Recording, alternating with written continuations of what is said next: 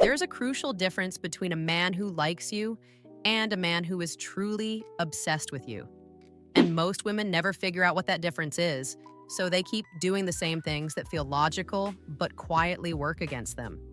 They send the follow-up message when he goes quiet. They make themselves completely available to show they care. They work harder, give more, try to demonstrate their value through effort and consistency. And none of it creates obsession. It creates comfort at best and invisibility at worst. Here's the counterintuitive truth that psychology has understood for decades. Genuine, lasting male obsession is not born from your effort. It's born from your space, from what you don't do, from the gap you leave.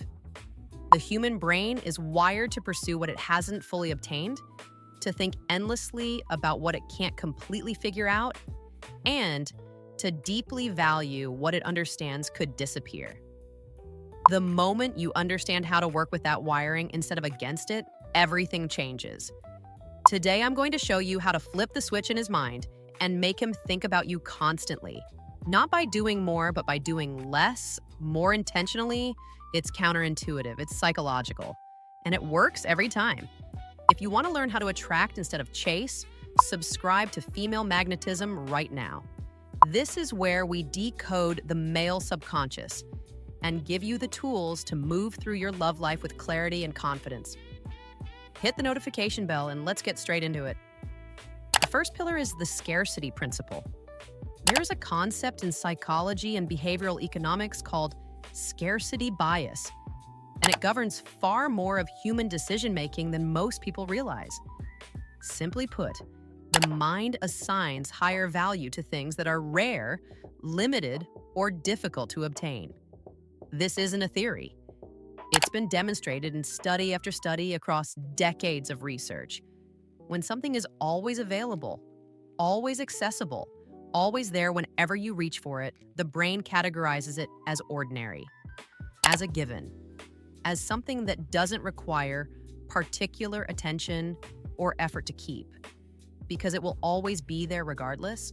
But when something is rare, when access to it feels like a privilege rather than a guarantee, the brain shifts into a completely different mode. It pays attention. It prioritizes. It invests emotional energy in not losing that thing. This applies directly to how men experience attraction. When you are always available, always responsive, always rearranging your life to fit around his, you become, in the language of economics, a commodity. Something reliable and ever-present that gets taken for granted precisely because it costs nothing to access. There's no urgency around it, no fear of losing it, no real appreciation for having it. But when you are a woman with a genuinely full life, a woman whose time and attention are real and valuable and not automatically given to anyone who asks, you become something else entirely. You become rare. And rare things are not forgotten between interactions. They are anticipated. They are pursued. The key here is that this is not about artificial games or manufactured distance designed to manipulate. It's about actually having a life so rich, so self-directed, and so genuinely yours that your availability is naturally limited. Stop making him the center of your world. Be the center of your own. The magnetism that creates will do more for his interest than any strategy you could consciously construct. The second pillar is the open loop. This one is rooted in a psychological phenomenon called the Zeigarnik effect, named after the researcher who first documented it in the 1920s. The finding was simple but profound. The human brain holds onto unfinished things far more tenaciously than finished ones. Incomplete tasks, unresolved questions, stories without endings, conversations that were left ambiguous, they stay active in the mind in a way that completed things simply don't. Your brain keeps returning to the open loop, turning it over, looking for resolution until it finally gets one. This is why you can't stop thinking about a conversation that ended on an unclear note. It's why an unanswered question nags at you even when you try to let it go. The brain needs closure, and when it doesn't get it, it fixates. Now apply that to how you present yourself. Most women, especially when they're genuinely interested in someone, have a natural impulse to share everything, to open up fully, to be completely known, to leave nothing hidden.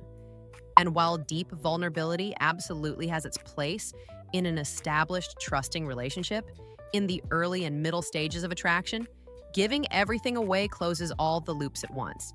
He has the full picture. He's heard every chapter. There is nothing left to wonder about.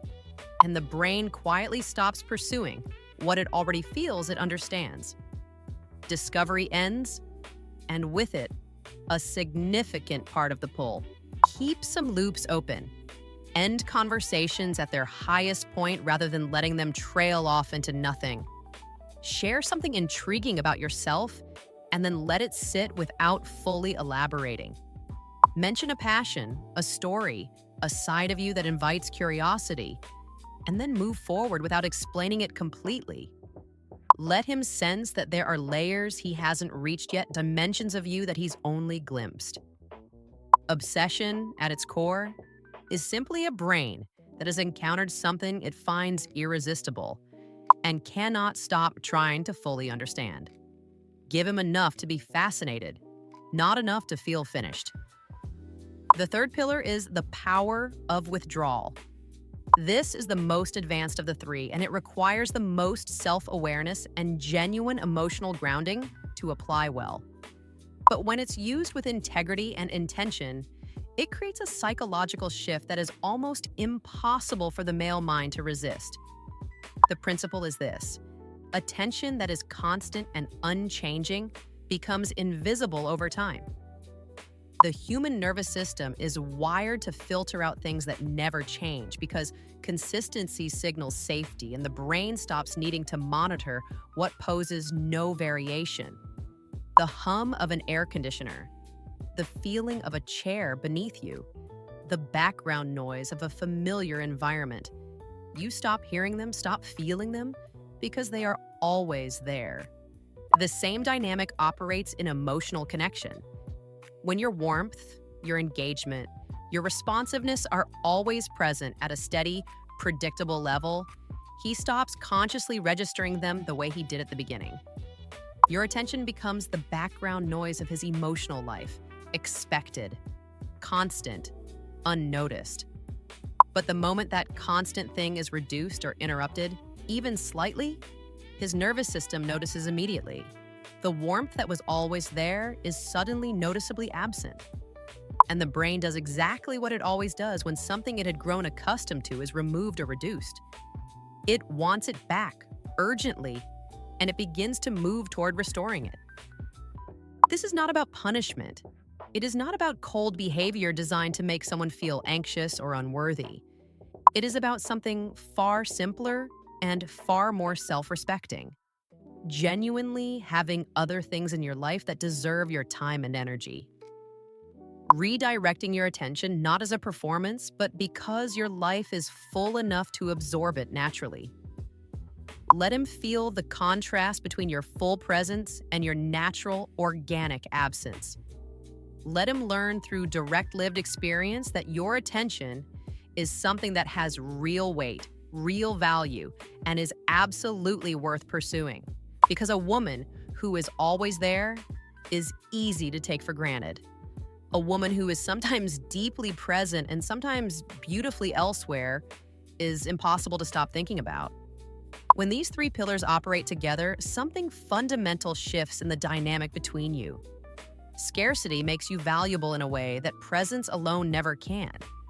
The open loop makes you unforgettable because his mind keeps returning to the question of you, and withdrawal creates the emotional space, the vacuum that he feels instinctively compelled to move toward and fill. None of this requires you to pretend to be someone you're not. None of it requires cruelty, cold calculation, or behavior that compromises your integrity. It requires something simultaneously simpler and more demanding than any of that.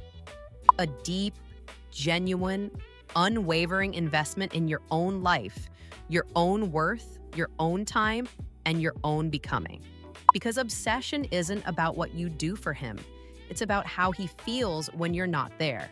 It's about the version of you that lives in his mind in the hours between your interactions, the question he keeps turning over without resolution, the warmth he keeps reaching for and finding slightly out of reach. Start applying strategic silence today and pay attention to what changes. Watch how the energy shifts when you stop filling every quiet moment and simply let him feel the difference your presence makes by experiencing your absence. What is your biggest challenge when it comes to holding your mystery and not giving everything away too soon? Drop it in the comments below. I genuinely want to hear what you're working through. And in the next video, I'm going to show you the specific behavioral signs that mean he's already becoming obsessed, the tells that reveal the shift has already happened, even if he hasn't said a single word yet. See you there.